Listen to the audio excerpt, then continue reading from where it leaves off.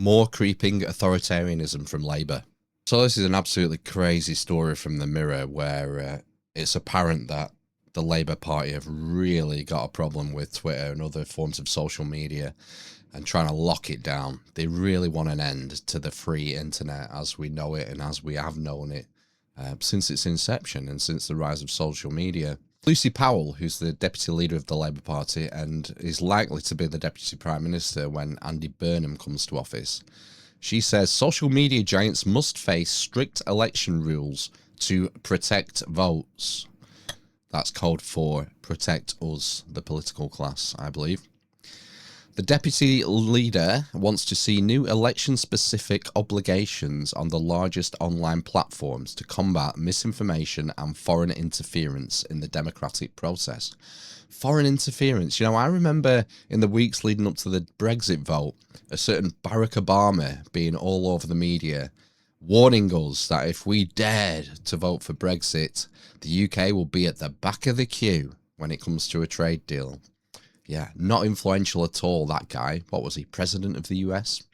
Anyway, this is the mechanism. Miss Powell will now move to strengthen the Representation of the People Bill with legal duties on major social media platforms like X and Meta during election periods.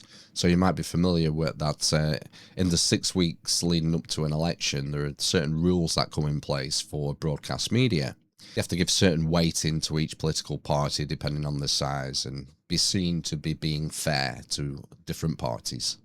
This is interesting. The close Andy Burnham ally believes platforms should be treated like broadcasters and wants the Electoral Commission to work with Ofcom and social media companies to bring in a digital code of practice and framework for election periods. Now, this is the fundamental issue. They want to treat social media like a broadcaster, like a publisher. Whereas to me, Twitter is the town square. It's speaker's corner. It's where anyone can sign up, get a profile, and say whatever they like, within reason. But politically, certainly. It's not a broadcaster. They really want to turn platforms into broadcasters. They want to silence you. They want to stop you having your say in an open and free way that's accessible to anyone with an internet connection. They won't have it. They can't have that. They need to nail it down. She said, and I quote, "Today millions of people get their news from social media, yet our laws haven't kept pace. The biggest influence on what many voters see during election campaigns is not a TV news bulletin, which is easier to control.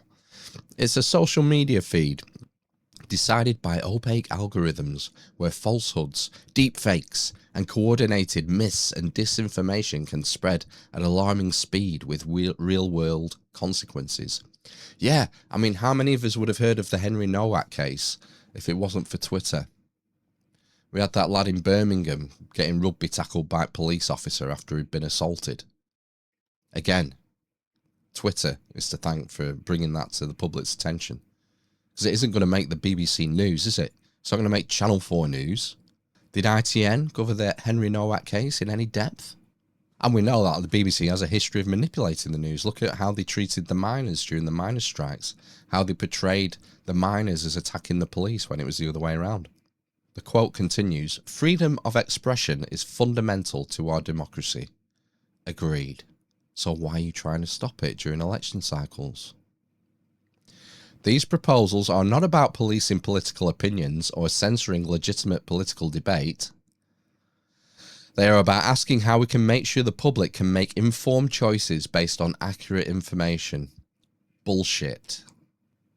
This is just the top of a very slippery slope. And they won't be happy till they've got social media nailed to the floor. And it won't just be election cycles. Maybe it will be this time, but pretty soon it'll be all the time. So yeah, various different people on X, like the Free Speech Union and other commentators, have obviously made their thoughts very clear about this situation. It's a step towards authoritarianism. It's an attack against freedom of speech, and it has no place in a modern democracy. Lucy Powell, fuck off.